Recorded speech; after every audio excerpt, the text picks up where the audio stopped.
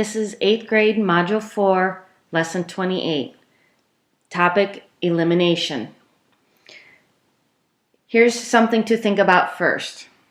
If we know 2 plus 5 equals 7 and 1 plus 9 equals 10, is it true then that if I take 2 plus 5 plus 1 plus 9, it will equal the 7 plus the 10? Figuring it out, yes, it does. Using the same kind of concept of adding both sides, we are going to use the new method called elimination to help us solve our system algebraically. So what we are trying to do is we are trying to eliminate one of the variables, so we are only left with one left to be able to solve for and then substitute back in.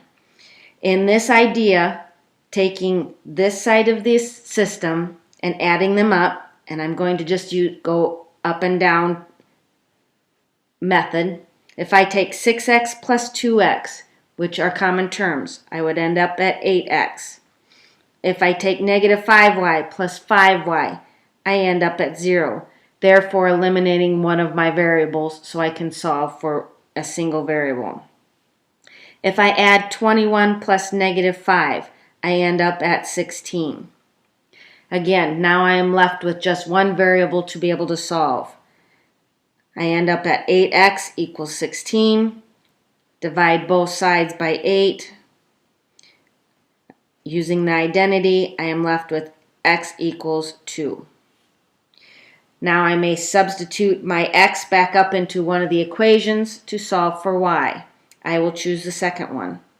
Again, it does not matter which one you choose. They should work in both. So I will go 2 times what my x equals, which is 2, plus 5y equals negative 5. Again, I am left with a single variable to solve for. So using order of operations, just going to simplify. 4 plus 5y equals negative 5. Getting my number away, I subtract 4 from both sides. I'm left with 5y equals negative 9. To undo multiplication, I divide by 5. I'm left with using my identity of y equals negative 9/5. Now, I may use my substitution by putting, oh, no, sorry, my fault. We've already got our x and y terms, so we are considered to find the solution to our system at point 2 is our x coordinate, negative 9/5 is our y coordinate. And we can test that out by plugging these values back up into x and y in both equations, and as long as they both stay true, it is an accurate answer. Now, elimination can sometimes, you see equations like this. If I end up adding my x and y terms, one of them will not be eliminated. So as long as I treat both sides the same, I can create that elimination by taking either one or both equations multiplied by something to create that effect of getting rid of a variable. So in this case, the easiest choice, and there are many choices, but the easiest choice would be multiply the top by 2. So I would create a negative 2x times 2 is negative 4x. A 2 plus or times 7y is a 14y. 2 times 5 equals 10. Now the students and I have talked about, we can, as long as we treat both sides the same, we do not change the value of the equation or change what equation or the line that it is. It's just renaming it. Now I'm going to rewrite my other equation that I have not changed. So I see my system, and I'm using the elimination method where I add my common terms. So negative 4x plus 4x equals 0. Again, eliminating one of my variables. 14y minus 2y is a 12y. 10 plus 14 is 24. So now I'm just solving for my single variable. I divide both sides by 12.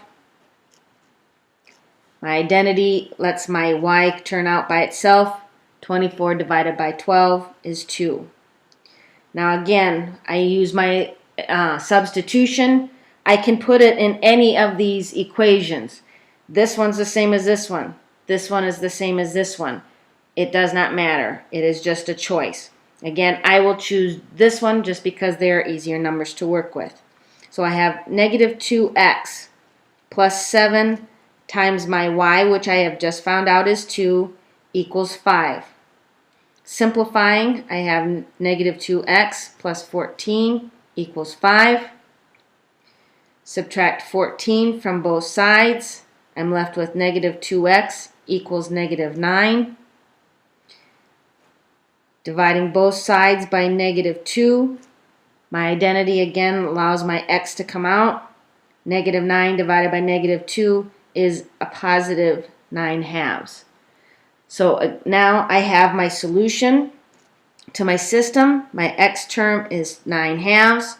My y term is 2, meaning at this point both these equations will cross and be a solution. I can again plug 9/2 into x, 2 into y, and both equations should still stay equal.